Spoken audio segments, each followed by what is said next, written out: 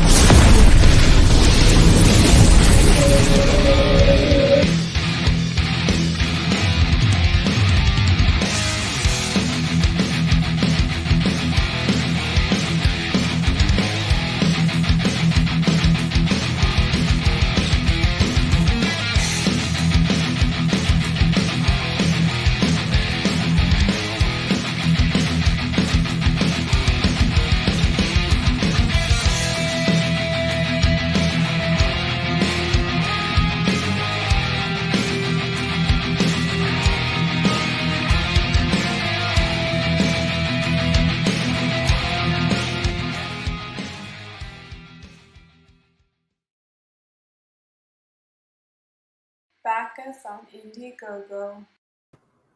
Yeah! Rock on! Where's your wig, Dennis? 3 hours straight he's been doing this. 3 hours. It's like Denise Austin here got up this morning, decided to do a workout video, and he's been like this ever since. So welcome to the show, and we got Denise Austin here sporting her wig, which now is Andy Smith. Hello. Welcome to the Dennis and Andy Show. Thank you for joining us. It's Wednesday. It's Kor-Drath Wednesday.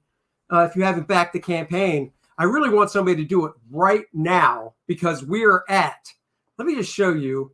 I know this might be Dennis's favorite number, but it's not mine. We're at 666 backers. Sign of the beast. Now, the guest we have today is also not thrilled with those 3 digits in a row. So please, somebody, go back it right now and get us off 666. That's what I'm saying. And then keep backing it, sharing it, and, all that fun stuff because it is kick-ass. Otherwise, we have to call in Kor-Drath in order to wipe out the beast. That's right, because he can. He's the one man that can take him down. That's right. And of course, if you haven't been paying attention, I added this new cover yesterday, my take on the famous Conan cover by Brethren in Arms, Barry Windsor Smith, because I am Andy Smith. And I bet they would have got that. Well, like any good storyteller, you want to be crystal clear. So you can pick this cover up right now. Come on, that turned out awesome. Thank you so much, Dennis. I appreciate you. You are very welcome. It's the first compliment you've paid to me since this has started. And of course, look at that right next to it. Become a character. $400, you will be in a tavern scene and you get 4 copies of the book. So it's not just 1 copy and you're in the book. You get 4 copies to spread the love with your friends and go, look at me, I'm famous. And we were just talking about that or I should say famous scene that it's going to be. That's right. And if you're wondering who our guest is, it is the guy that does this fabulous book, Wraith of God. He's at 1,110 backers. So what would really be cool is if somebody backed it right now and we had 1111. 1,111 backers. How cool would that be? So go check out that. We'll talk about that later as well. I've already backed it, so, I have too. I mean, how could you not? The first one was so good. It was fantabulous. And here's the man coming in. What is this one? I can't even read half this stuff I have because I'm so far away. Sounds like you're slapping him awake. Stop. Wake up. Wake up. Oh, I was having a Keown moment. I'm sorry. I'm all right. Oh, don't fall out of your chair. Oh, so you're waiting for Mandy? No, I was hoping to get my sub numbers up by sleeping. That's why I did my workout live today. I even said that. I said, if Dale can fall asleep and get some good numbers up, what happens if I work out? I lost. That's what happens. I was like, whoa, my subscribers went down. It's the negative effect. You work out, you show energy, your numbers go down. You fall asleep, your numbers go up. I know. Here, I was thinking about doing a live stream where I'm playing with all my little figures, like on Spaceballs. Yeah. And then somebody just walks in. Yeah. I don't think that would work, though. Well, I don't know. I mean, there's a lot of strange YouTubers out there doing a lot of strange things that are getting big subs. So maybe Dennis playing with his toys might be a hit. You got a lot of toys too. Oh, he does. I have a few. I told him we need to take one of his enterprises out back with some firecrackers and really recreate a blasting scene. I was going to say he could recreate an entire episode of Star Trek with his his big enterprise and all the little figures and. I even have battle damaged Enterprise and stuff, but the one that I already had somebody threaten to, I actually have the Defiant. Remember when it was in its ghost form, when it was phasing between universes? Yes. So I actually have the see-through green Enterprise or Defiant that's about that big. Really? They were going to take that outside and melt it. I'm like, whoa. Comic-Con exclusive. I can't get another one. How old is that? When did you get that? Because that, of course, is from the Tholian Web episode, which is one of the better episodes of the third season. It is 2017, maybe 2016. How did I not know that? How did I know? It was what con? Are you San Diego or some other? Yeah, con? San Diego. How did I not know that? And he's never even been to a San Diego, and you go every year. Oh, I got peeps that go, so they're like, "Oh, dude, Star Trek. Do you want this?" I'm like, "Oh, yeah."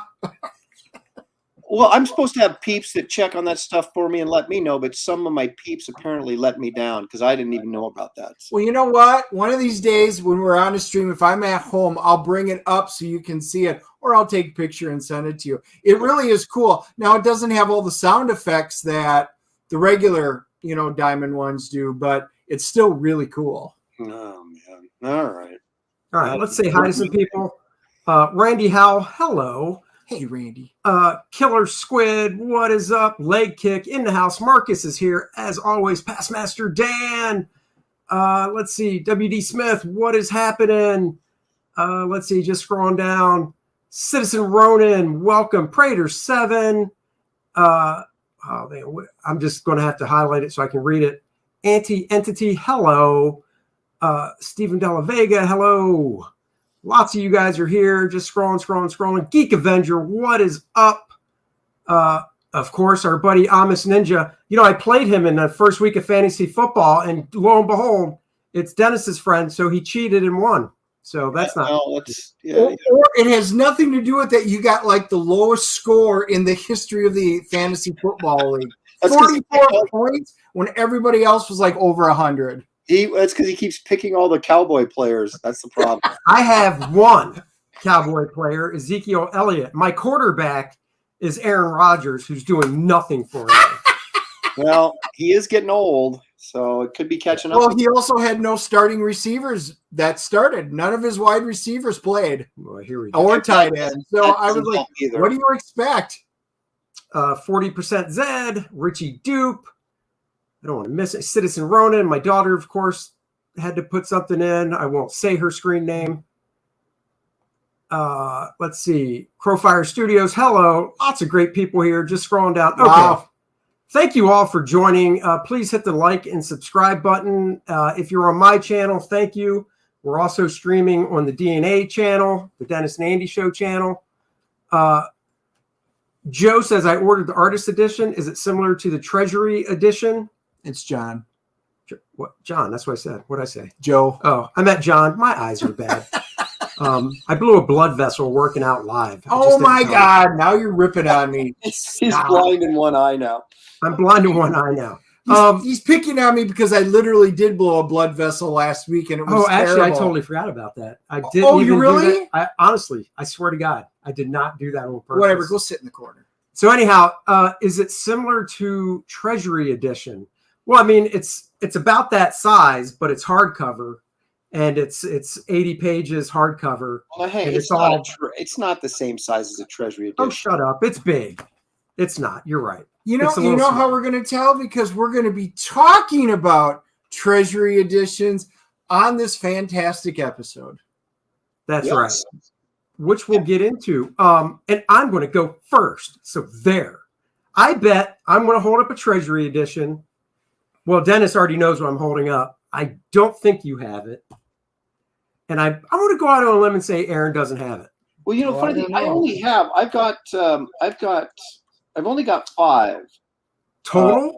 Yeah, I know that's lame.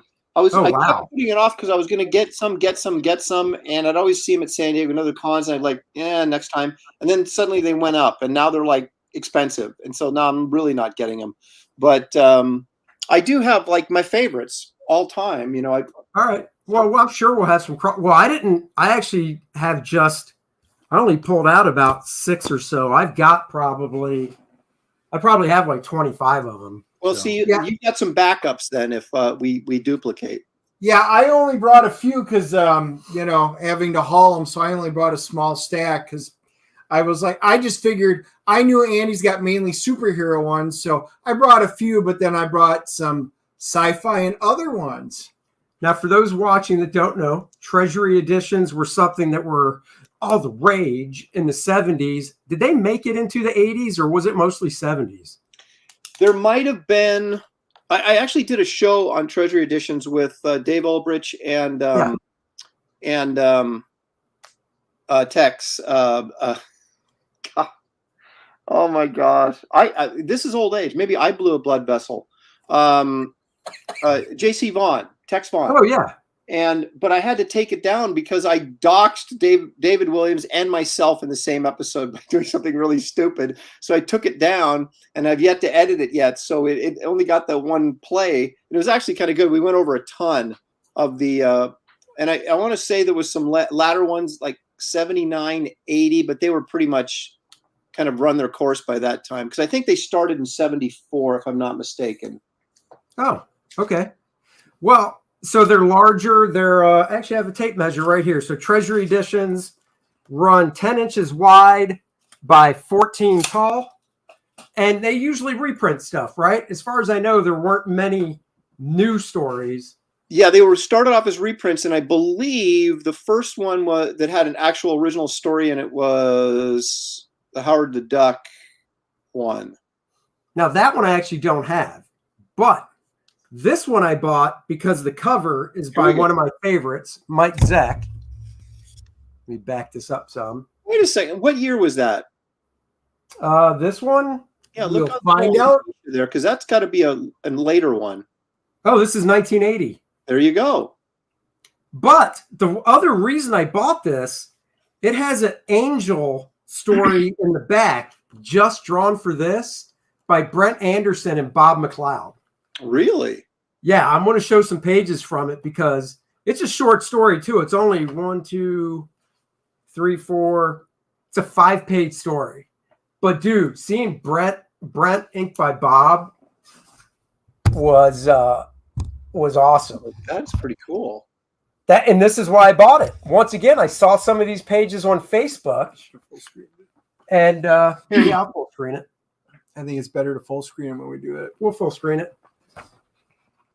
So, yeah, I thought like that. I'm like, holy crap.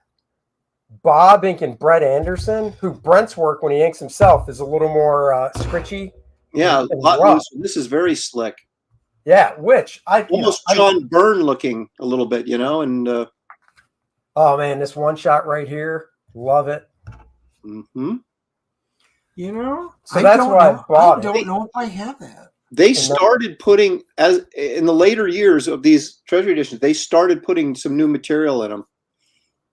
Yep. So this is specifically why I bought this one, but it also, and we'll go through what is in these. So this one also has a Spider-Man story, which, it doesn't say what book it's from, but it's Jim Mooney and Frank Giacoia. The Tomorrow War, another Spider-Man story by Ross Andrew. And then it has an Inhuman story as well in it.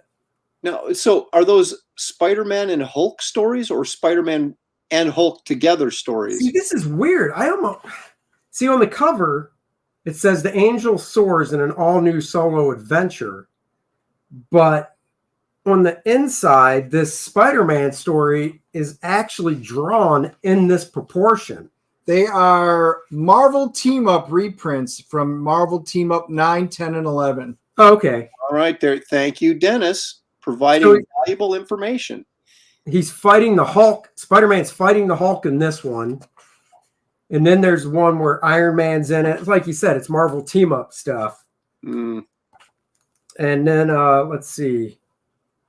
It's got some rando Angel story that isn't a team-up story in the back. Yeah, they just did a brand new Angel story that's 5 pages long. And I cry foul on editorial for this. They needed to be consistent. It should have been a team-up story. Yeah. Well, let me see. Nope, it's just the Angel fighting some bad dude. Well, doesn't even look like a superhero type bad dude either.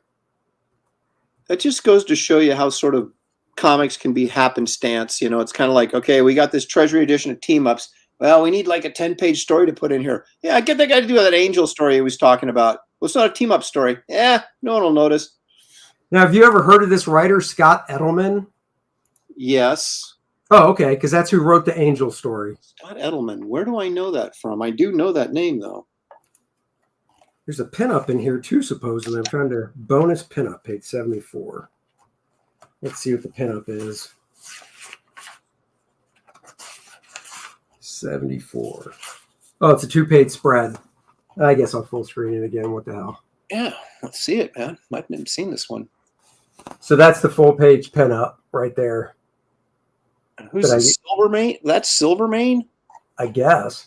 Those of you who are Spidey fans, Silvermane supposedly died in like Spider-Man 75. So apparently he came back from the dead. There was a Fountain of Youth type tablet that was getting passed around between all the, like Kingpin and his son, who was the schemer, and then Silvermane. He was this old mafia guy, and he got the formula for the Fountain of Youth, and he drank it and turned into a baby. I mean, just started regressing super quickly and then just disappeared. So is that what Art uses to stay so young? That's what Art uses? Yeah. Well, but just a little bit. If you drink too much, you'll disappear. So he just does just a little, like an eyedropper, to keep him right around 60. Geek Avenger must have done something that we missed. Oh, he was doing the radius and square root of 666. Oh, well, thank you. Some bizarre calculations going on in there. Oh, that's called math, Andy. Yeah. Oh, I'm not good at that anymore. I've given up on math. Yeah, I get Shelly in here, but she's taking a nap, so she'd get. Oh, there you go. Marcus says Edelman worked with Starlin on Captain Marvel. Oh, there you go. Well, Marcus Killigrew is a fountain of comic book knowledge. He is. All right, Dennis, what do you got? Oh, I was going to have Aaron. Aaron, you go, and then Dennis will go. You guys are more flexible than me, so you might. So I don't have any backups. You don't have to reach. Well, it depends on what he shows. Oh, that's true. All right, this is the first one I bought, and I actually bought this when I was a kid. Oh, yeah. I don't have that one. That's 1975. Now, you remember the Spider-Man one with the Romita cover that's all red and it just has the big... Yeah. Okay, that was the very first one. Oh, I knew that, and I do not have that one either. I don't either, and it's kind of expensive. It's like over 100. So, but this one, actually, so is this one. But unfortunately, I used to read this to my son, and it's not this one. Good. I thought the cover came off this because they're glued at the spine, right? Oh yeah. And the more, Well, not all of them though. Some are stapled. yeah, this one is stapled. So, but some of them, you're flipping through too much, and that glue just gets old and brittle, and the cover just comes off. You could re-glue it, I suppose. But this is basically a reprint of the annual, with it introduced the Sinister Six. Oh yeah. So you got this Romita title page in here that's brand new. But then we go back to Ditko, right? You know what? I think they just put out a facsimile edition of that annual, like in the past month or so. Did they really? Yeah. Well, this is great. Now, I read this to my son, and it was so great because, like, as bedtime stories, because it's like everything's so big, right? So, especially for a little kid, they can just kind of like, it just engulfs them, when they're holding this. And it still has that newsprint smell to it. But yeah, so this is the entire annual, and here he is. I'm getting it, the Molten Man. Now wait a minute, the Molten Man wasn't in the Sinister Six. There must be an added story in here. So wait, is that the one that you bought brand new, or did you rebuy that one? No, I bought this off the newsstand. I've had it my entire life. Nice. Randy Howell, $2. Thank you. Dennis and Andy's souls are saved. That means somebody did it. Thank you, whoever it was. Oh, now that's senior right there, baby. Yeah. Oh, yeah. That was done, I think, for this thing, for this Treasury edition. And then the whole kind of Spider-Man clan, or the Peter Parker clan. Then we've got a reprint. I believe this is Spider-Man 35, which is the second appearance of the Molten Man. Just sort of here. That's some nice Ditko stuff in there. That's either 34. 34 or 35. It might have been 34. I can't remember. But yeah, Ditko was a guy that honestly, when I was a kid, I just didn't like. But then it grew on me, and I enjoy his work now. Yeah, he's somebody you got to sort of appreciate. I didn't like Toth either when I was a kid, but I kind of do now. So it's just like. But the fun thing about this was that every time, what the Sinister Six did, and they were really stupid. Instead of like all of them fighting him together, they took turns, and so Spider-Man basically just defeated them one at a time. But every time he fought one of them, there was a splash page of him fighting the villain. So the first one he takes out is Electro. Yep. And then he goes after, I think Kraven is next. So then you got a Kraven splash page there. Yep. How much do you think those splash pages are worth? Oh my God. Hey, real quick, Prater wants to know, is the third edition of Gary Martin's inking book just as good as the first or second? Now, from what I thought the third edition was a compilation of just the first and second put together. I believe that is correct. I believe that is correct. But Prater, what you need to do is Gary is on Players Club, which it's on Gabe's channel every Tuesday night after the professionals, and Gary's on there every night with me and David Williams and Dan Lawless, and we talk about art, and that would be a great time to get in the chat and ask him, because I'm not 100% certain, but that I believe Andy is correct. Yeah, I thought that's what it was, because I know I have, I don't know, I don't want to get up and look right now, but I have either 1 and 2, or I have 3, which is just both of them. See, I love that splash page. Mm-hmm. That is like one of my favorites. Just the motion in it, and everything. Yeah, as every once in a while, Ditko would do something, you'd go, wow, that's really cool. Why doesn't he do that all the time? Yeah, pretty much.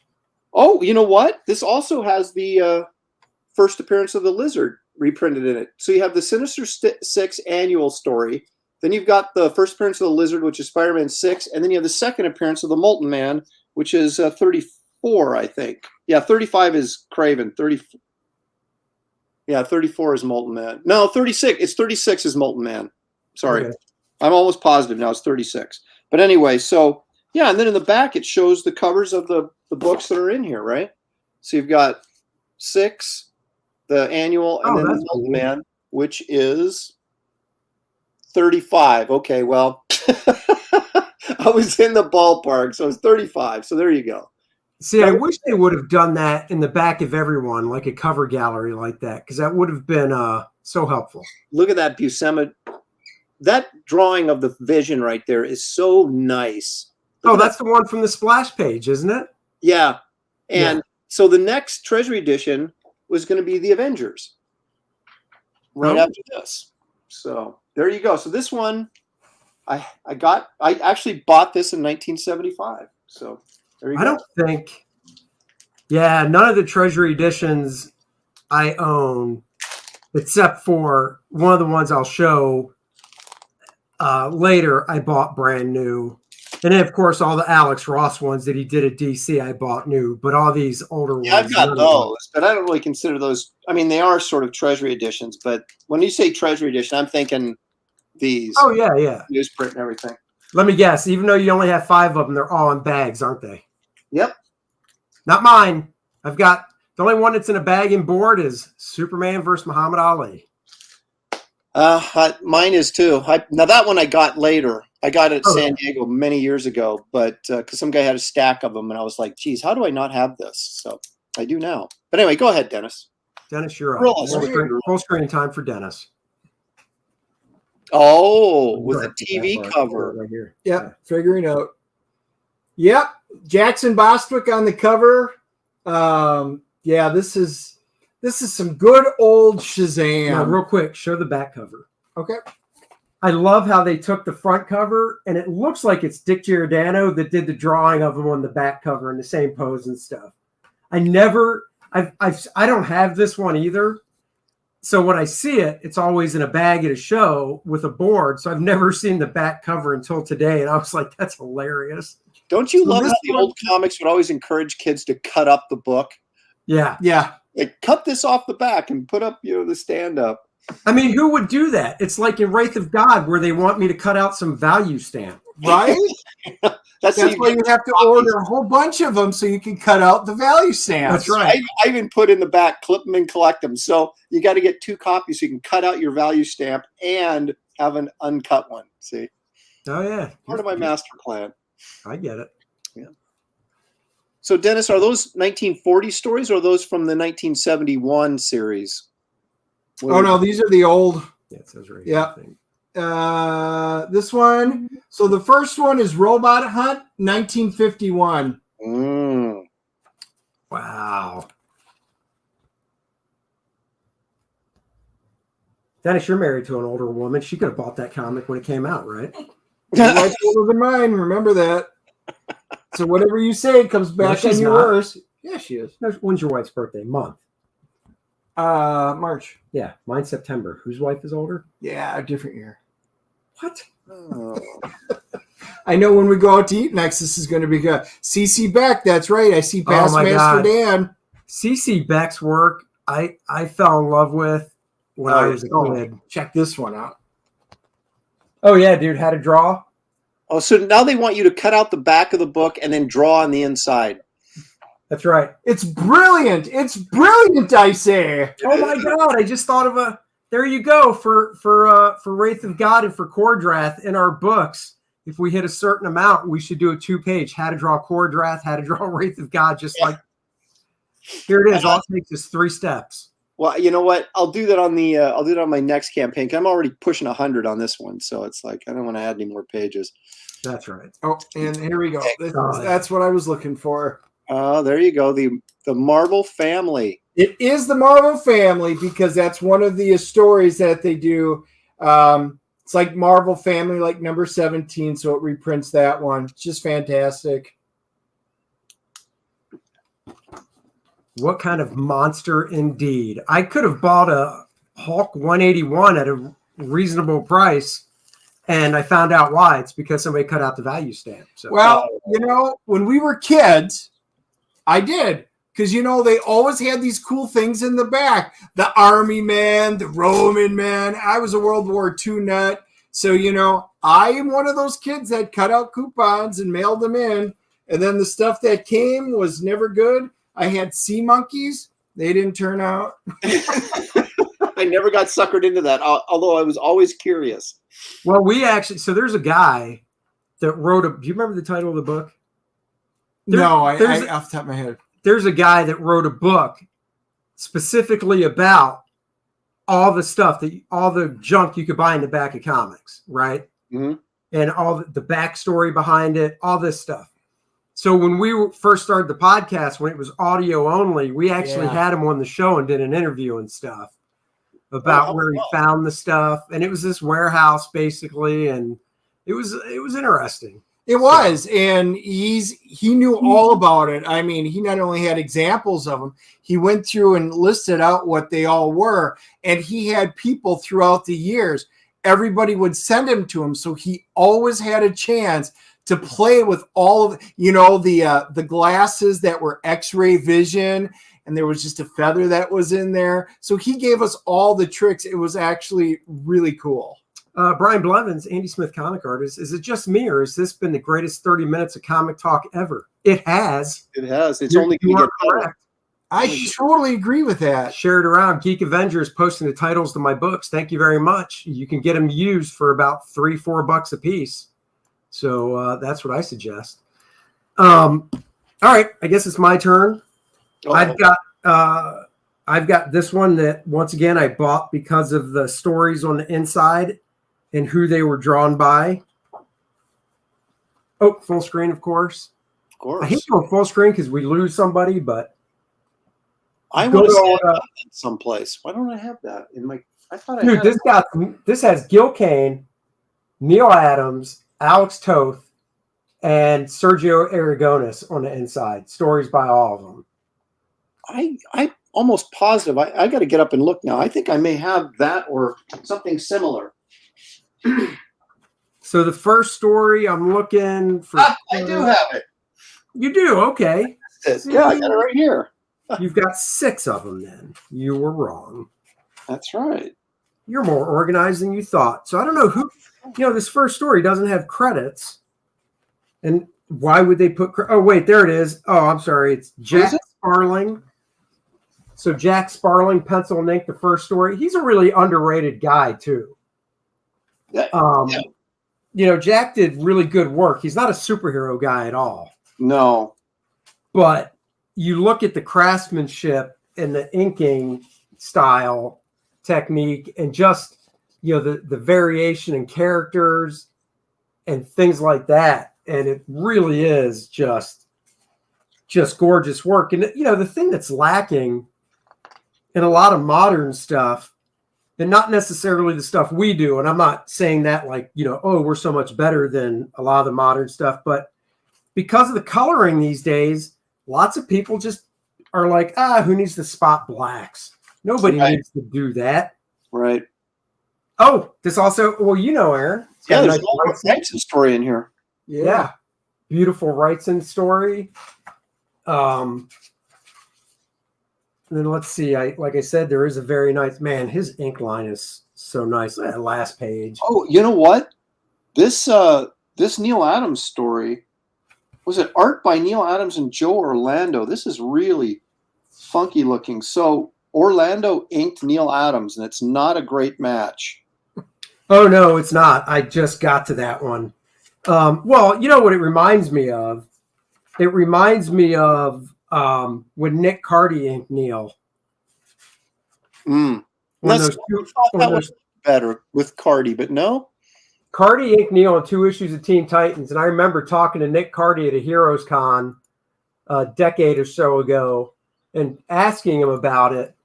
And he said he was in the office, and the editor was like, yeah, we got this young new guy, and we want you to ink these couple issues over him. And Nick's like, well, let me look at the work. And he's like, yeah, all right, I guess I will. And Nick was like, I just did whatever I wanted. Because, that's the thing people don't understand is, and this is Neil inked by Joe Orlando. Yeah, the thing that people don't understand is Neil Adams wasn't always Neil Adams, He had to become Neil Adams. What's that? He had to become Neil Adams. Dude, look at that Wrightson double page spread. Holy crap. Oh, you mean this? Yes. Yep. That's primo stuff. Yeah, that's quality Wrightson, 1973, right when he was hitting his stride, man. Oh, and then this Gil Kane stuff. I just did a book look on the inker, inked by Wally Wood. I did How a book look yesterday that uploaded about Wally Wood's sketchbook by Vanguard. So, dude, you want to know something freaky? So I've got a couple books on Wally Wood, and one is more of a biography, Wally's World. Do you know how old he was when he offed himself? He was like in his late 40s, wasn't he? Early 50s? He was 54. Yeah. So you've outlived him. We're getting close. But the thing is, when you look at the photo of him, like the last photos, you're like, who's this guy that's like 65, 70 years old? I know. Well, hard living, man. This is Toth right here, right? Oh, yeah. Alex Toth. Yeah. And I believe, once again, this has got, this is all Alex, even the lettering. Yep. You can tell the way Alex just lays down black areas and stuff. And look at the simplicity of the faces. Mm-hmm. You know, the funny thing is, us nerds, we get excited on these centerfolds. I know. My wife walked in the room and I'm like this. It's like, Andy, put that back in your pants. It's Bernie Wrightson. Hey, there's a real good Neil Adams one at the end. After the Sergio Aragonis one, that shows. Yeah, there's a Neil Adams one. It's either this him one or Giordano or somebody inking him because it's it doesn't say. Maybe it's just Neil. Could be. I don't know. It's hard to tell because their inking styles were. I'll full screen it one more time because we found it. Their inking styles were so similar. Yeah, I mean, you couldn't tell really back then if it was Giordano or him inking himself. But it's a beautiful Neil. Wrightson inked some Neil Adams back then too. That actually was a really nice match. Oh, dude, that issue of Green Lantern he inked? Yeah, it's really good. It is so nice. Well, you know, the thing is that witch story that Joe Orlando inked over Neil Adams, that's House of Mystery 179, which I actually do have. And that's the first profession. That also had the first pro work of Wrightson in that issue. Really? Yeah, it's kind of expensive. I mean, you know, not thousands, but hundreds. There's something I have it on my wish list. And I'm sure it's because Neil Adams drew a story in it. It's actually House of Mystery 178. Yeah, that's what I meant. I'm sorry. What did I say? 178? What did I say? 179? Yeah. I'm pretty now. See, now I'm going to do it with I did that Moltmann issue. I'm going to be off by a number. I got to go look now because it's pissing me off. Well, because now I'm curious because if it is 178 that's reprinted in here, I don't need to buy that book anymore because I have it just in a bigger format. So 178. No, it has the kids hiding underneath the bed. So the one with the old witch in it must be 179. Yes, that's the one I have. 179. That has the first Wrightson story, but it has that Neil Adams witch story. Really great Neil Adams cover too. Let me look at that. Dan Lawless is missing out. Don't think I've seen that Wrightson piece before. Dan, get with it, man. Come on. I'm trying to find a big screen. Some of these scans are so tiny that'll work right there. Well, while you're looking, guys, I went back into our archives. So make sure if you don't, right? Did you post the link? Back in November of 2020. So that's how long Andy and we were doing it, just a little longer than that. I will pop the link in here right now. We actually did the interview. It was called Mail Order Mysteries Book. And Kirk Damaris is the author, and we had him on. So you can check out Mail Order Mysteries Book, or you could go back and listen to the old podcast that we had done. And I will pop it in the link here. All right. So that work a bit long. Got to look for my drawing table. Sometimes I miss it. Yes, we can. Dan, if there's something you want us to hold up again, I will. Yeah, just tell us specifically. There you go, Andy. There's the cover to 179. Oh, okay. Yeah, 170. So that had Wrightson's first stuff, you said? Yeah, his first work, and then great Neil Adams cover. Yeah, that's awesome. All right, well, I'll have to, like I said, 178 is the one that I'm still looking for.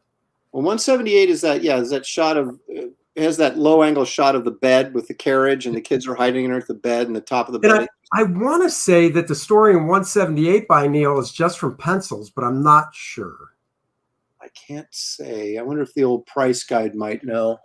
Let's see what Bob Overstreet has to say. Look at that groovy Nolan. Oh, I got that one. Yeah. Here, I thought you were going to say, look at that groovy Lopresti. Well, those are still all cellophaned up. I haven't cracked them open yet. Oh.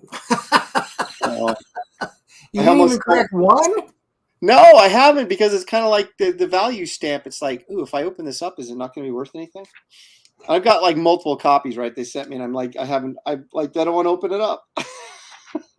The answer, Auntie, is always a redhead. What's that? Just saying. There was a question that came up, and mail order mysteries. Will the bride be a blonde, brunette, or redhead? Always a redhead. All right, here we go. 178 has Neil Adams cover and art, but it doesn't say. Well, it might let me check one more place here.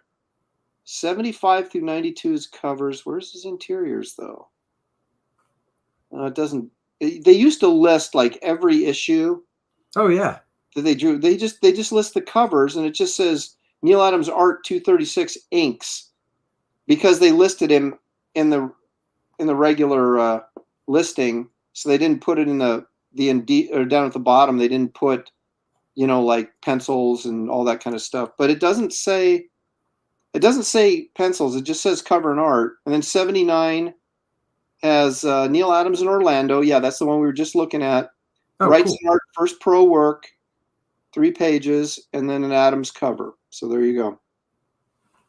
But yeah, so 178 would appear to be the first interior that Adams did. He did covers on 176 and 177, and 178 was where he did the first interior story. It appears in House of Mystery. So it's a little pricey. That's why I haven't. I mean, I've seen it at shows, but yeah, you can find them, but yeah, some of them are. I mean, especially get the high grade stuff. It's you're several $100 on some of those. Yeah. Well, you're up, fine sir. Okay. All right. I'm going to show you. Well, yeah, I know you've got the Spider-Man, Superman one, so I'll leave that for you. Of course. But this is one of my favorites. Oh, nice. I don't know. That's in great shape. Yeah, wow. I picked this up more recently. Dude, that is like really nice shape. Holy crap. Yeah, it's well, there's some, yeah. But what stories did that one reprint? Okay, are you ready for this? Because I know for a fact I don't have that Conan one, because I do have a couple Conans. Nice little Barry Smith title page there. Oh yeah. This had and look at on the back. Get a full image, right? So that's a piece. Oh yeah, that's cool. That's Lord of the Black Corsairs, which is a print he did through Gore Blimey Press, post his work on Conan. So I find that kind of interesting. That's what they chose to use.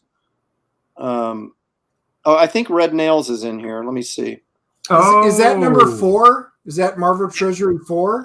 Yep. Okay. Okay, so we've got this. I want to say this is. Does it say in here? It actually, we got it. It reprints Conan the Barbarian 11. Yeah, the Red Nail story from Savage Tales 2 and 3. Yeah, Red Nails is in here. That's what I thought. Oh, wow. So that's number 11. And it says now in color, provided by Barry Smith. Yeah, so yeah, Red Nails was black and white. Yep. How are the colors in that? Well, I'm about to show you. Because I bought, so you remember they reprinted Red Nails on Baxter paper back in the 80s? Yes. Yeah, okay. It pretty much looks like that. So they must have just used the same coloring that Barry did, because that's what I have is that reprint. I mean, this is still old style comic coloring. It's just, but like I say, the trick to this is, and you colored your Kor-Drath, right? Yourself? Oh yeah. Well, you just make good color choices, and you're in the. You don't have to do anything too fancy. Just make good color choices, and it's going to look good. Look at him just rip. I love that shot of him like slicing up that dinosaur thing right there. Oh, that's a good one. Even it's funny because even though I have Red Nails, and I've got the Essential Conan that Marvel put out that collects all Barry stuff in black and white, I kind of want that Treasury edition now, just because it's larger.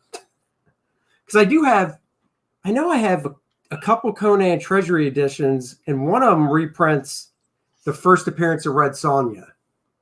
Yeah, that's 23 and 24 of Conan was the first appearances of, and that was Barry. Those are Barry Smith's two best issues. 24 is just incredible.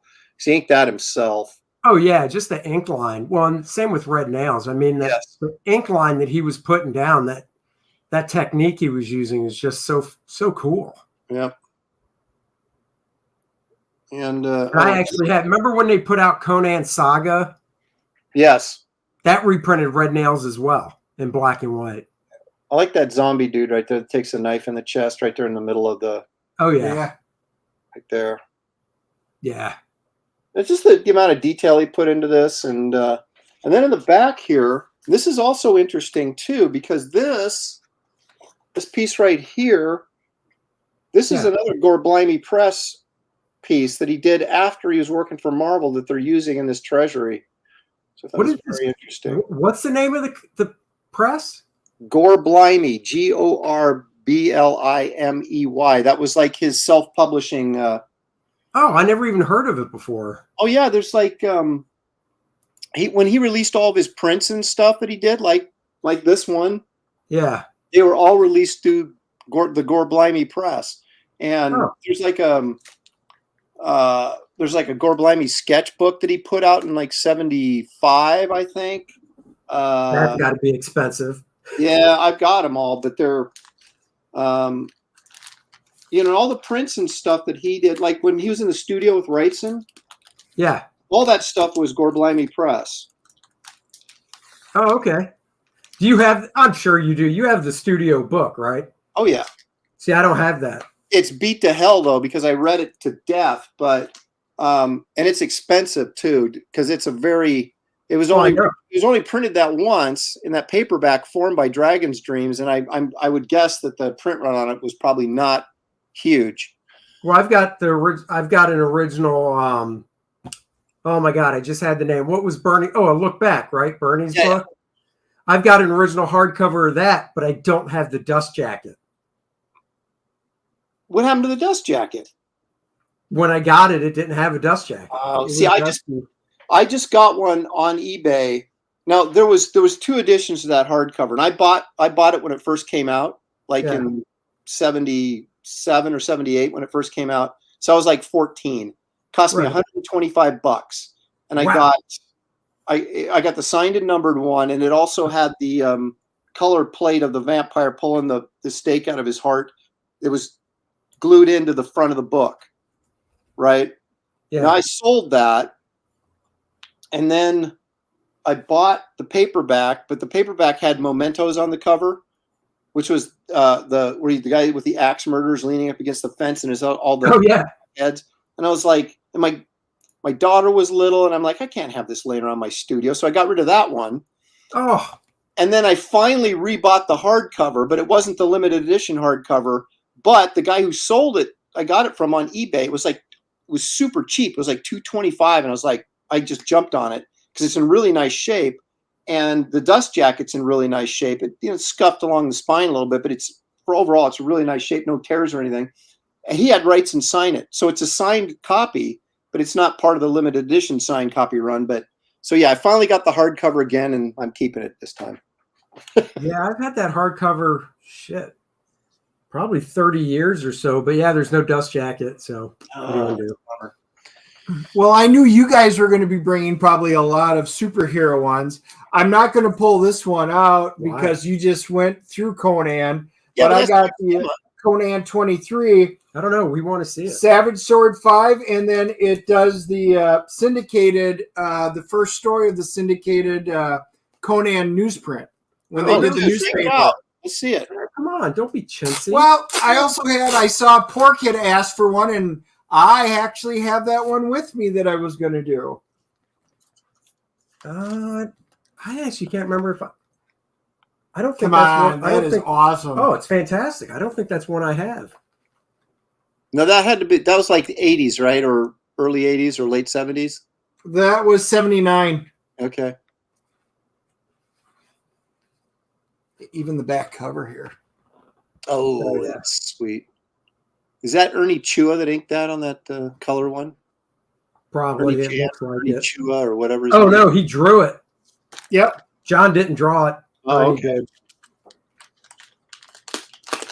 Yeah, so this is what the news strip Damn looks it. like. You know, I didn't know that. we never got that in our newspaper. I would have loved to have gotten those I in that. know. I would have kept those. Now I got to find that Treasury Well, Edition. look at that. Another I something know. Andy's got to go hunting for. And Aaron, it sounds like. I want Or I'll those just take those Dennis. newspaper strips, dude. Oh, that's cool. Who's that? Is that Brent Anderson? Speaking of see. Brent Anderson, is that Anderson right there? No. I can't read the signature, but that is not Brett Anderson. The funny thing is the lighting and stuff almost looks like Nolan, but I don't think it's Nolan. It might say in the table of contents. Who did them?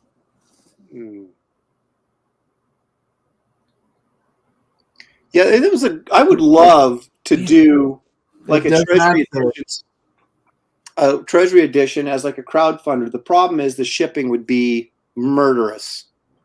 You know, we were talking about that right before we went live when we were looking at the Treasury Editions and say, here, let me see this while you're showing another one. Yeah, because this is the one I really was going to show. Because this is what Pork had asked for. Batman versus Hulk, because he said it was fantastic, and it is. You know, the weird thing about that's the forgotten one, because Spider-Man and Superman got all the publicity and it was the big deal. And then this one kind of snuck out afterwards and no one really paid attention. I know. Right? Mm-hmm. Well, and the thing I like about it is on the inside back cover, it shows like cover sketches and stuff, which, you know, I love that behind the scenes crap. Oh, yeah. Evolution of a cover. Who did the insides of this? Was that Buscema or was it Garcia That was Lopez? Jose Luis Garcia Lopez. Oh, but that's good. I have And never Dick seen Giordano. that. I mean, I've What, seen you don't it. have it? I don't have it. No. I always, you know why? Because when I saw that thing when it came out, I thought the Hulk versus Batman, the Hulk's going to crush him. This is stupid. So I never picked it. Oh, come on. Why? Can't disagree. Well, I mean, right. I mean, I was a kid. You know what I mean? logic is sound. Batman uses his cunning. I thought, why aren't they doing Batman, Captain America or something, you know? I mean, Wolverine can't beat Hulk, so come on. Yeah. I cannot believe this doesn't have credits. I'm going to have to pick that one up, though, because that's Garcia Lopez, man. So Inked by Giordano, too. It's really nice. I cannot believe this dumb thing didn't give these guys credit. yeah, well, Crazy. the good old days, right? Right? No, I mean, this isn't that old. They were doing credit back then. Well, But 79. They didn't All care right. that much. You're up, Andy. hold on. Was that? No, I don't know. All right. I know you could look at this all day. I am up. No, I don't like not seeing Aaron for that long. So let me do this. Hey, bud. All right. And goodbye. Okay. Okay, and I'm gone. These kind of go into the camp of, I'm showing two of them, but you'll know why. Of course. Of course. Joe. And each one of these, I believe this one shows how to draw Tarzan. So, I mean, just read that and you're gold. And this one shows how to draw animals. So read that and you're gold. Look at that. This is my favorite cover out of the two, though. Yeah, with the I must lion. say, fighting the lion. Yeah. Obviously, these are reprints, but I think that wasn't that one. This is the first one because this reprints 207, the first issue of Tarzan DC put out with his Do you have that? origin. Do you have 207? I do. I've got every issue of DC's Tarzan. Okay. Not in the shape you do, but this one has a new front piece, which I just love. I love that new front piece he did. Yeah, that's the thing with these treasuries. They would sneak in like a pinup, and like the title page was new art. Yeah, and I just love that. And then once again, you can cut up your book. Yeah, if you want to have Tarzan swinging down on these apes and stuff. Maybe you can have him fighting Shazam if you cut him out and put him together, right? And do it properly, yeah. But I mean, Joe is just flipping through these. I'm just like, oh my God, this stuff is just so gorgeous. Once again, this is something I'd have. This was hanging actually in Joe's office at the Kubert School behind his desk or behind his conference table. Now, I'll bet he did that for this book, right? Don't you think? Yeah. Yeah, specifically for this book. Yeah. Yeah. And it's huge. The original to that is bigger than this thing. Mm. But look at look at this. This is a whole art thing, but look at that explosion of that ship, right? Yeah. Yeah. I just wouldn't have the balls to do it that simple. Yeah, just silhouette it, and yeah. I'd be like, oh, people are looking at that and be like, oh, want to get the page done. It's like, no, it's just awesome. It has nothing to do with that. So this is reprints from that DC Tarzan series that Kubert did, right? Yep. Okay. Look at that lion. Just gorgeous. Cool. And then let me find the how to draw section in this thing. Hey, you know what's underrated? Speaking of Kubert and speaking of Treasury Editions, do you have those Tor things he did for Epic? Are you sure? I'm sure you do.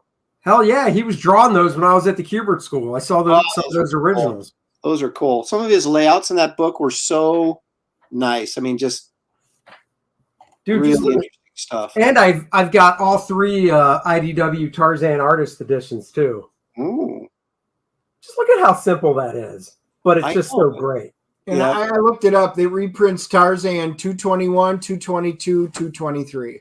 Okay. So hold on, I just want to get to the section where he's like, here's how you draw animals in 3 easy steps. Do you have the Kor-Drath comics that he did? I've got a few of them. I got the first one, which was like 149 or something weird like that, because it started from a different series and then became Kor-Drath. Well, did you see the story he did that I think it was in 100-page giant that he penciled, and was it Russ Manning? Or no, Russ Heath did the inks. Was it a war story? It was Kor-Drath. I think it was Kor-Drath. Oh, no, I haven't seen that. Oh, that's cool. Look at that. How to draw. How to draw animals the Joe Kubert way. See, 4 steps. That's pretty cool. Look at that. Just 4 steps and you got your Joe Kubert. Just like that. No, the Kor-Drath story, I believe it's Kor-Drath. It's a 100-page giant. I think it's one of the 100-page giant Tarzans. It's inked by Russ Heath, and it's just, you can tell it's Joe, but it's so clean because Russ Heath is so clean. Yeah. Oh man, talk about like. Oh, that's cool. That when he's grabbing the lion. That's what I'm talking about. Great. I mean, what else is cool? That Buscema's Tarzan series for Marvel was pretty good too. I've got all those, and I also have 2 or 3. I'm looking 2 French edition hardcovers that reprint a lot of John's stuff. Tarzan in black and white. Oh, nice. Oh yeah, look at that. And this, I guarantee Joe probably banged this out in like 2 hours. Yeah, I'm sure he did. It's just like, God. But let's get to the last but not least, which is, the ever so important how to draw Tarzan. Everybody wants to know. I know. I'm just trying to find it real quick. Oh, here it is. There you go. Look at that. Easy steps. Yeah, and he's got his little tools he uses down there. He drew down that bottom panel. Hey, Courtney, when you hear that garage door shut, you can take him down. Okay. All right. I think Aaron's up. I think so. That is some groovy stuff. Hey, do you have the 70s Tor series that Kubert did? I know you're a Kubert fan, so obviously you do. But I've got the 1950s Tor series. I've got the 70s Tor series in hardcover and in individual. Well, the 70s Tor series is just reprints of the 50s stuff. Oh, is it the DC 70 stuff is a reprint of the 50s? Yeah, the covers are new, but the interiors have maybe a couple framing pages that are new, but the rest is just reprints of the 50s stuff he did with St. John's. All right. Well, speaking of your buddy Joe Kubert. Of course. I've got that. Now, you don't have to be a Christian. You don't have to be Jewish. You don't have to have any sort of religious affiliation to think this is an awesome book, because you got this cool Kubert cover of Moses here, right? But on the inside, tremendous Nestor Redondo work. Oh, wow. You don't have that, Dennis? You know Steve Morger, don't you, Andy? Yeah. He's been trying to collect every original from this book. And, How's he doing? Well, I haven't talked to him in several years, but he had. Am I echoing? Doggone it. You don't have that, Dennis? Nope. He look at those horses. Dude, it's Nestor Redondo, right? Yeah. Yeah. Well, he has all the ones he could get. He doesn't have them all, I don't think, or at least last time I checked, he didn't. But he had quite a few.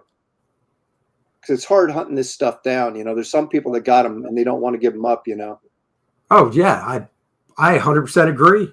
They just reprinted that as a hardcover in the past five or 6 years. Yeah. Ooh, look at that. Billy Tucci will like that. Whatever. That's because I don't have headphones in, Billy. So be quiet. Oh yeah, that's great. See, people that don't like this stuff, there's porn. There's something for everybody.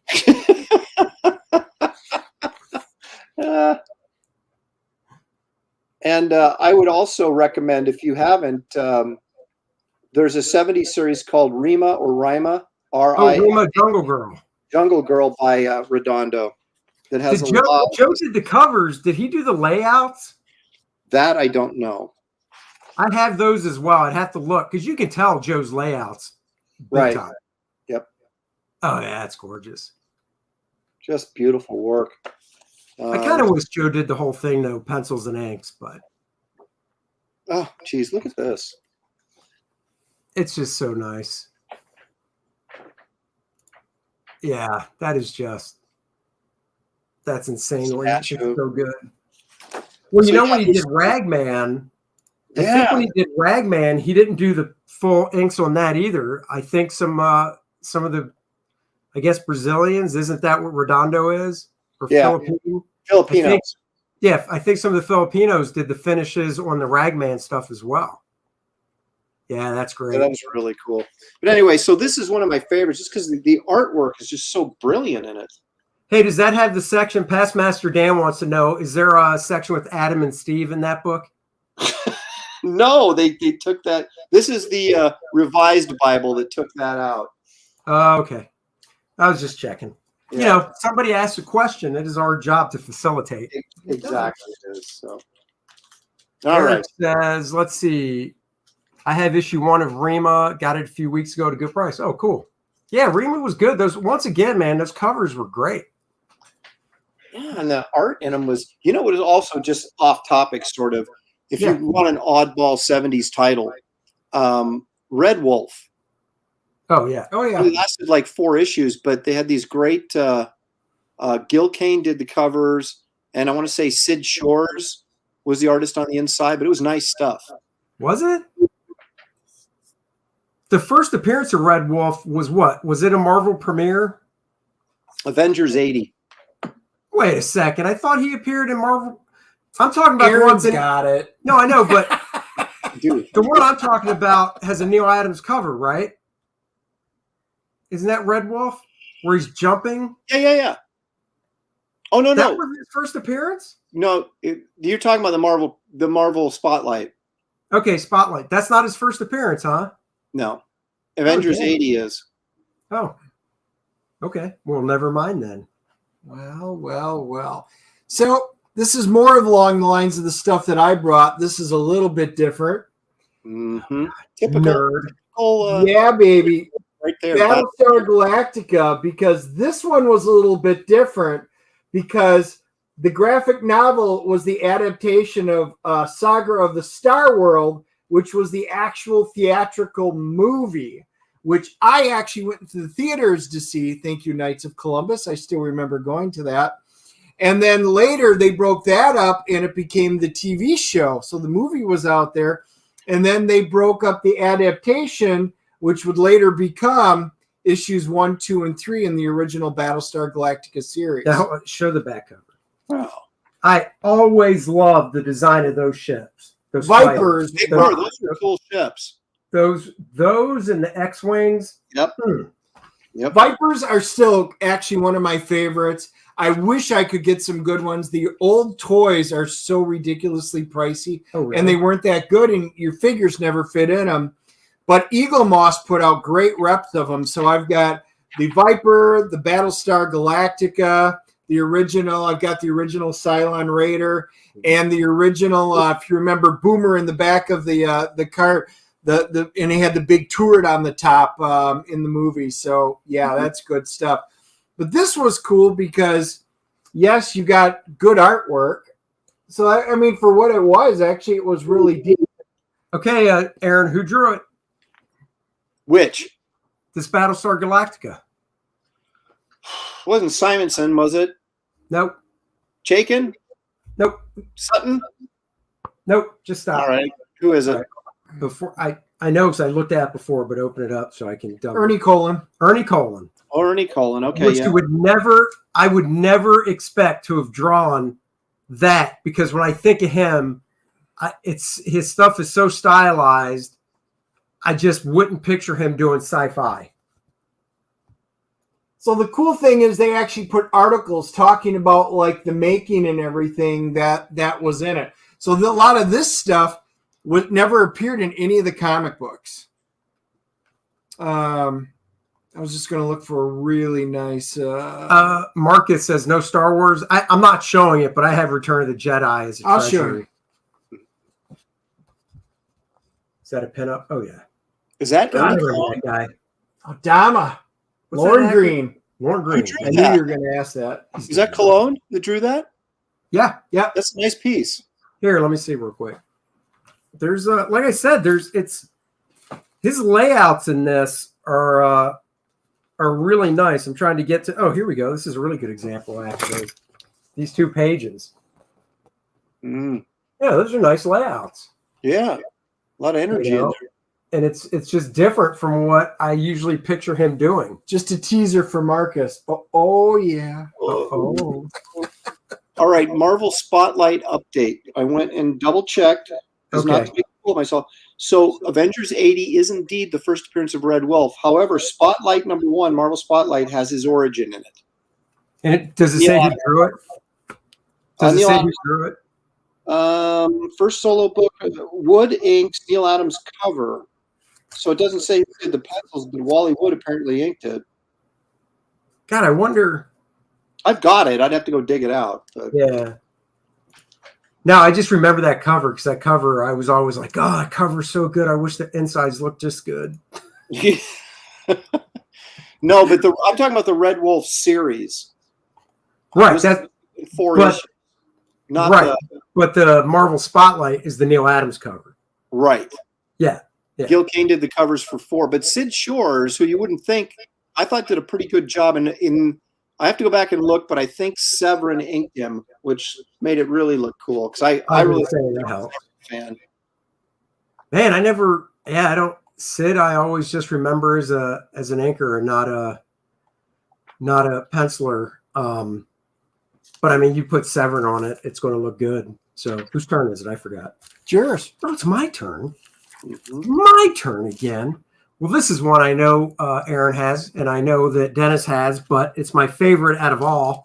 So, Of course, well, let me take it out of the bag. This is the only one that's in a bag and board because I know how much it's worth. Mm-hmm.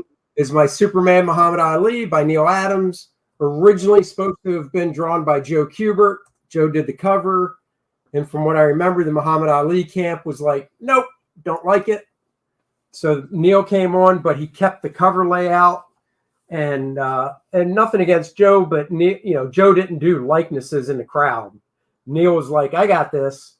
Yeah, well, Neil did really good likenesses. So that I'm surprised he wasn't the first choice to do this book. Oh, yeah, so am I. But I thought it was great that he kept the cover. Because, I mean, if you look at that Superman cape, that is not how Neil would have done a flowing cape.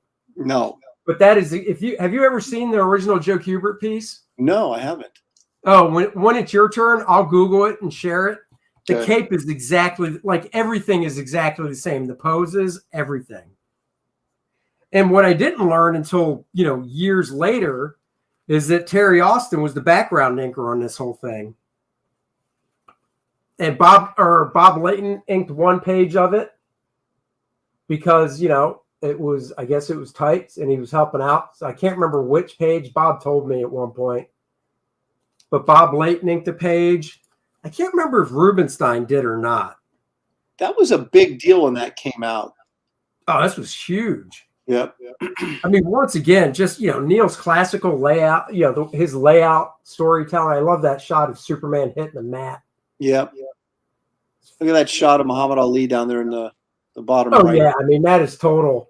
And it's not a jab because Neil used photo reference, but yeah, that's right off Muhammad Ali yelling at somebody. Randy was just asking. He saw the Star Wars and he wanted to know if there was a Return of the Jedi. I don't believe so. I've got the Empire Strikes Back. Oh, that's the one I have. I think that's where it ended. That they just did the first two. Okay, then I've got the Empire Strikes Back is what I meant. I also love how he drew fried eggs as aliens. Fried eggs. Look at them. You didn't think that when you saw them in that panel? I don't know. I was just thinking they were gross looking, but I guess Dude, they're literally fried eggs. It's green eggs and ham with eyes. I mean, that's what they look like to me. But yeah, this was just great, and the monster that he fights, and just all the tech, and especially knowing that Terry did backgrounds, you can really tell with Terry's inking style and stuff. And then, of course, the last one I'll show is the famous 2-page spread. I just love that one dude checking out that chick's butt. Yeah. That cracks me up. But just the perspective, it's on a hill. It's not just a typical 1-point perspective with a flat street. He did it as it's a hill and everything. Just Neil would show off when he could, man. There's that great. I remember that splash page of the Green Lantern swooping through downtown New York. And it's. Oh, that was the first issue he drew.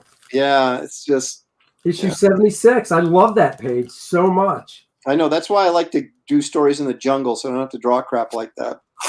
Exactly. None of that. No buildings like that in Kor-Drath. Nope. By the way, this show is brought to you by Kor-Drath, a 64-page graphic novel available for pre-order now. Link in the description below. Go back it because Dennis needs to feed his wife. That's right. She's hungry for Cheetos. Exactly. And ice cream. Go back it now. Hope she's not pregnant. Kor-Drath. That would be pickles and fillet of fishes. My wife Shelly went through the pickle thing too. Like, go give me some pickles. I'm like, it's 12:30 at night. Give me some pickles. I'm like, all right. See, if my wife said that to me, I'd be like, getting you a pickle is what got us into this place. She goes, I know those baby dills are the worst. Exactly. They might be small, but they pack a powerful punch. Oh my goodness. All right, buddy, You're up. All right. Well, let's take a second to get a Red Wolf update. All right. You do that. Oh, I'm going to look for that. We have an cover. emergency update. Gil Kane and Severin inked the cover, but Shores did the interiors on all of them. So there you Pencils go. and inks? Well, it just says Shores art, so I assume he did. Yeah. Oh wow. So, all right. Well, since you did that, I'm going to do this and steal some of your thunder. You feel free. Oh. There it is. Yeah. Yeah. Glad I didn't bring it. I figured you were. The event of the century, right? Now, this is the one that you want to see something tragic? Because this is in really nice shape. When I got this, I knew it'd be a collector's item, so I kept it in really nice shape. Oh, But so that's sadly, the original you bought? the glue came loose on the spine. Dude, mine did that too. Mine did the I have exact tears same right thing. now. The thing is, I have a kit, a book spine kit. I could actually re-glue it, but then that would be like sort of, That's restoration. But look at that. Oh, dude. Well, Neil went and worked over every Superman figure, right? I know. I remember reading this going, Mike, because I read Spider-Man at the time, and Ross Andrew was the Spider-Man artist. And I was like, I go, this is the best Ross Andrews ever looked. And then I found out later that Neil Adams went in and redid all Well, this Superman and stuff. apparently J.R. Sr. went in and worked on the Parker faces. Oh, really? That's what I heard. Now I don't know if that's true, but I know the Neil Adams part's true. Well, like that last figure, you can tell is very Ross Andrew-y. Oh, yeah, it's still refined by Adams. You know what I mean? Well, so Dick Giordano said that basically Neil just hit it with a kneaded eraser, kept the outlines that Ross did, but just reworked the interior stuff of the figure. Mm. But like this is a total Ross Andrew pose right there. Oh, yeah. Anybody that read Spider-Man at the time, you know. Or just his no, his Superman covers were after that. Never mind. But then when he got to his Spidey stuff, it was like just like perfect. Of course, I don't know. JR Senior might have reworked some of this too. I don't know. Yeah, that's just great stuff. Yep, that's a gorgeous book. And then I was so let down by the John Buscema one because it was under Shooter as editor in chief. So John was basically like, okay, 6-panel grids, 4-panel grids. Oh. And I just would love to have seen John let it loose. Oh, yeah. Yeah. Because this book, there's great layouts in it. There's just everything about it is just top notch. They really wanted this thing to be a home run, and it was. Oh, yeah. And they did not, there's a ton of splash pages in here and a ton of. Well, that's why the John Buscema one was such a letdown, because there weren't that many splash pages. Oh, that Superman is so nice. That's so Neil. I mean, that whole thing, right? Yep. But once again, look at the proportions and the way the legs are. Just look at the outline, and you can tell the outline is Ross. Yeah. Yeah. But look at that Spider-Man over there. That's so Ross Andrew. Oh, yeah. Oh, look at that. If that isn't a Neil Adams panel, I don't know what is. Look at that. Yep. Superman in the big fist in the foreground, and him. That's such a Neil layout right there. So you got to wonder how much were people doing layouts and and like was Neil doing layouts for some of the pages? Look at that. Oh yeah. I don't know. I mean, that's a good question, but I don't know. The story I heard was it was all drawn. And pages were coming in to Dick to ink, and Dick and Neil were sharing the studio at the time. And Neil was like, hey, you mind if and Dick was like, yeah, go ahead. So I don't know if he had any layout stuff. Well, it's just really bizarre because this right here is so Ross Andrew. Oh, yeah. Oh, yeah. But then this panel down here at the bottom where Superman's pulling his punch. Yep. Yeah, it could be Neil, No, not the Spider-Man. No, the Spider-Man. No, I'm talking about Superman. No, I mean, it still looks like I said, if you look at just the outlines and proportions of like the legs and stuff all look like Ross. Yeah, that's true. But that's a classic. Those are pages. I've only seen a few of those at dealers' tables and stuff. Not that I could afford them, but oh man. That's good stuff. Yep. So there you go. Sadly, my cover is loose on my. Dude, that is so funny because mine is the exact same way. But I've also got the 8.5 or the regular comic size reprints they did. They did regular comic size reprints of this? Yep, both of them. And Batman versus Hulk, there's a comic size reprint. They came out in the early 90s or late 80s. By the way, go ahead. I was going to say, how do the pages format, though? Because they're not comic. Oh, there's dead space at the top. Oh, okay. Here's this. So, I mean, just look at the figures of Muhammad and Superman. And you can tell Neil was like, I'm keeping those figures. Yeah, Kubert's crowd's actually really interesting looking. Well, yeah, it has really it has nice depth. And he put real Neil did. famous people in it. Yeah, Neil did, not Joe. Right. Well, I just really find this interesting that they would have chose Kubert to do this, because you don't really associate Kubert with superhero stuff. Did he ever do a Superman book? I mean, maybe he did, and I just don't know. Well, he did the one issue. I thought we talked about it. He did the one issue of DC Comics Presents where it was Superman and the Demon. I don't remember. You may have said that, and I've just forgotten. That's Oh, yeah. bizarre. It came out in the early 80s, and supposedly it was just a favor for Julie Schwartz. He needed it, and Joe was like, all right, I'll do it. And he pencil and inked it. And so, story goes, he did it over like a weekend. But I love it, man, because it's Joe doing a whole issue with Superman. So, Yeah, that's pretty cool. yeah, you'll have to find it. It'd be interesting to see guys like, I'd be interested to see like what John Romita Sr., if he drew Superman, what it would look like. Well, I'll find it. There's a sketch that he did that's in like the John Romita sketchbook that I have of Superman. It's just a cool standing there shot. You know, it's a con sketch, but you just look at it and go, oh man, that would have been awesome. Yeah, he seems like he would have been really good for Superman. I'll see if I can find it. Because, well, now it's your turn, right? Yep. All right, let's. So back onto my vein, because I figured you guys wouldn't do it. Oh, well, you got that right. Yeah, well, yeah. I'm a Buck Rogers fan. I loved it. We have taste, Aaron. That's whatever. You guys suck. Guys, give me a thumbs up in the chat if you like Buck Rogers. I mean, Gil Gerard, Aaron Gray, Tim O'Connor, Pamela Hensley. I mean, hey, and Dennis, everybody likes Pamela Hensley and Aaron Gray. Okay, that's why we like Buck Rogers, all right? Right. Well, not arguing that, but seriously.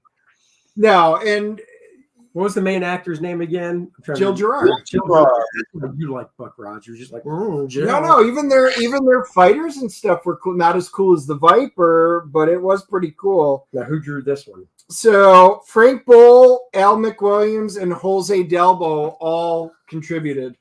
Hey, you know, Al McWilliams did was it some Iron Fist stuff? Yeah, he burned, didn't he? Yeah.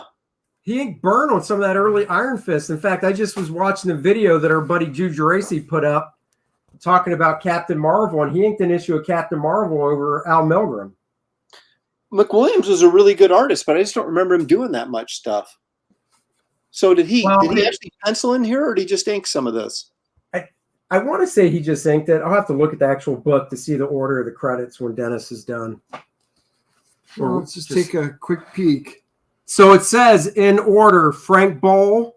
So he's got to be penciling, and I recognize his name. And then Al McWilliams, and then Jose Delbo. So who knows? But, you know, this is adapted by Paul Newman. The Paul Newman? It says Paul Newman. I've never heard of a comic book writer, Paul Newman. So I don't know. Maybe Paul Newman was a Battlestar Galactica fan, huh? Maybe he was. Then he went and decided to do some good dressings and some race cars, and exactly. Who knew he did comic books? No, I love the design of that ship too. I do too. But see, that's why Dennis likes these, because they have like the little information about the show and like photos. I do. Besides the artwork and stuff like that. So you guys know me. I love characters and everything, but I'm a huge ship nerd. So like if I can get blueprints and specs of everything, I own technical manuals up the wazoo for Star Wars, Star Trek. I mean, that's the kind of stuff. I don't think they ever released them for Buck Rogers. Otherwise, I would own them. Marcus is a fountain of information. Paul S. Newman was a guy who wrote for Gold Key. There you go. Not the actor. That would make sense. Because this is the Marvel version, and then Whitman is actually who put out the other version. There's two versions of it. And real quick, Al Williamson did do Flash Gordon and other stuff, but Al Williams' son is a totally different guy. Yes. So totally different guy. Okay, let me show. Let's see. And Randy House says, "Why would a robot like Tweaky have a speech impediment?" Bitty bitty bitty bitty bitty bitty buck. I don't know. Well, they all do, actually. The new Andor, their robot has a speech impediment, so apparently it's a thing. Yeah. So that is. I'm going to wrap this show up with I found the drawing of Superman by John Romita Sr. Now right. This isn't like something he did in the 70s or 80s. I think this was done in the 90s. I can't really read the date, but here, I'll share the screen. But I still would love to have seen him draw Superman. So. Yeah, because I really felt, because, I mean, you know, John Sr. started off in romance comics, and his Spider-Man stuff felt like a romance. The Peter Parker and Mary Jane and Gwen Stacy stuff felt like a romance comic. And, you know, Superman's got that sort of, you know. I think that, and they used it for, let me open this in a new tab. They used it for a variant cover. Okay, so they took it and they modified the costume and they had Klaus ink it, which is kind of neat, seeing Klaus ink it. Not a fan of that.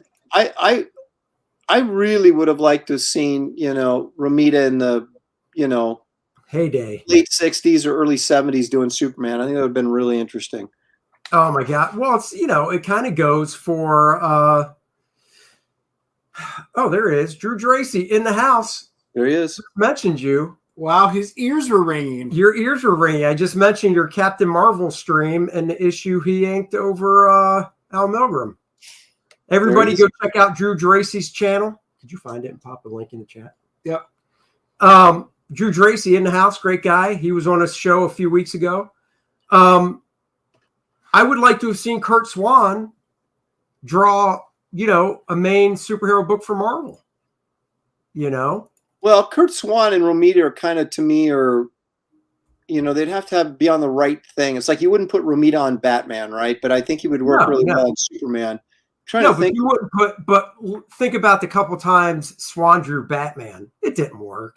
No. But if he was like, I don't know, who would he draw? I know, that's what I was thinking. I was trying to think of a mainstream hero. Captain America. Yeah. Yeah. Kurt would have done a great Captain America. And think of the pairing. Kurt Swan and Joe Sinnott on Captain America. Yeah. John Romita Sr. and Murphy Anderson doing Superman. Oh, baby. Dude. You know, I always thought that what's his? He just said his name like 2 seconds ago. The Superman artist. It just went. Wayne Boring came in my head, and then I forgot Kurt Swan. Swan drew really well, but his stuff was so not dynamic. You know. Who, Swan? Yeah. Oh, I know. And even in the 80s, like, he was trying, and you could see it, but it still was just like he would put Superman in a good perspective like this, but he wouldn't force the perspective so the fists were like in your face. Right. They would still just be normal fist size, you know. Yeah. But I mean, you've seen a few issues of Superman that he did in the 80s that Al Williamson inked, right? Dude, those are gorgeous. Al Williamson was meant to ink Kurt Swan. I know that Kurt came back, but I was never a huge DC guy, so a lot of times that stuff sort of kind of flew under my radar. Yeah. So I don't know if I've seen it or not. I was a big Murphy Anderson fan too. Dude, I love Murphy Anderson's work. Yeah, when he was doing the Spectre back in what was it, 68? Then Neil took over and really next leveled it. That was a great series. It was only like, what, 9 issues or something, but it was like you had Murphy did the first issue or first 2 issues, and then Neil took over for like. Neil only did like 4 though, right? Who, Neil? Yeah. Yeah. It was like 4 or 5 issues, and then Wrightson did the last issue. Oh shit, I didn't know that.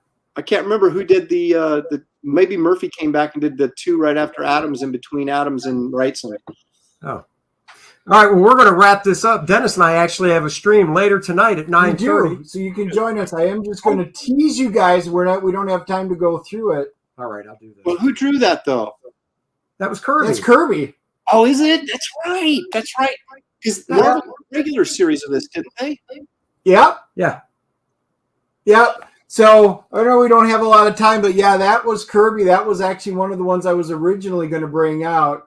And, if you're a fan of the Kubrick movie, this was actually really cool. It had some really cool stuff in it.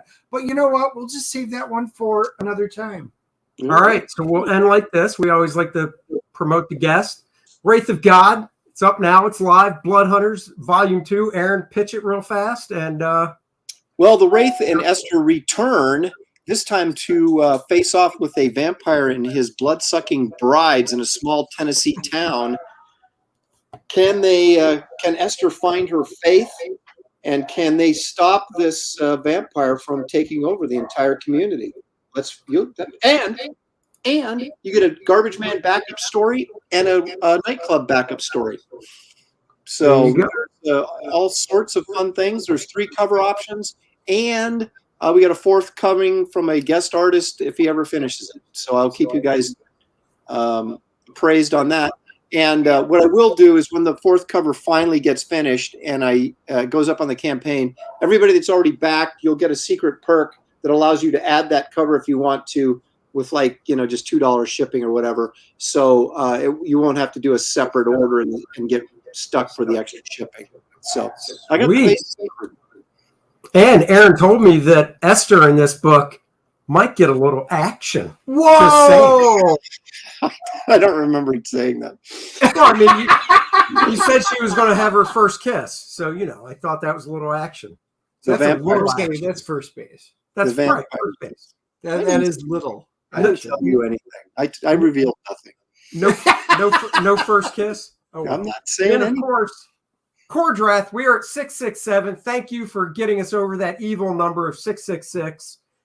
If you haven't backed it yet, please go back it now. Kor-Drath, his tribe is taken over, run over, slaughtered by Legion of the Undead from another tribe. The Necronite is behind it, looking for an ancient artifact. Kor-Drath and Adriana have to set out for revenge and a reckoning to stop the Necronite and his evil plans. So definitely check this out. The link is in the description for my project, and Dennis and my project, and Aaron's project. Link below. I've got a few covers as well, and we've got, of course, this one went up yesterday. The old Conan. That's very cool. Love that. Thank you. T-shirts are selling nicely, so thank you for buying T-shirts. The head sketches are all sold out. 4 slots left if you want to get a figure commission, so you can get in on that. And of course, there's the artist edition, oversized 8.5 by 11 3/4 hardcover, showcases all the black and white art, including the new Conan variant cover that I did. Woohoo! And of course, we've got the parody ad and lots of goodies. Once we hit the first stretch goal, 50 grand, we're almost there. So please share it, back it, and rub it down. Yep, and hit the like and subscribe button. Make sure that you get both Andy's art channel and the DNA channel so that you can follow us on all of our cool reviews.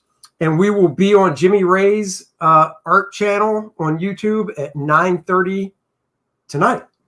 Eastern time, 9:30 Eastern time. So check us out there. And next week, we'll be back. And once we figure out the guest, we'll let you know. Until then, bye, everybody. Live long and prosper. Woo! Oh, and then Sunday night, plug Aaron's channel, Sunday night, 8 o'clock. That's right. Eastern, 5 p.m. Pacific time. Andy will be joining me to talk about who knows what, but we'll find out. I'm bringing this guy too, just to let you know. Oh, no, it's going to be a nerdrific time then.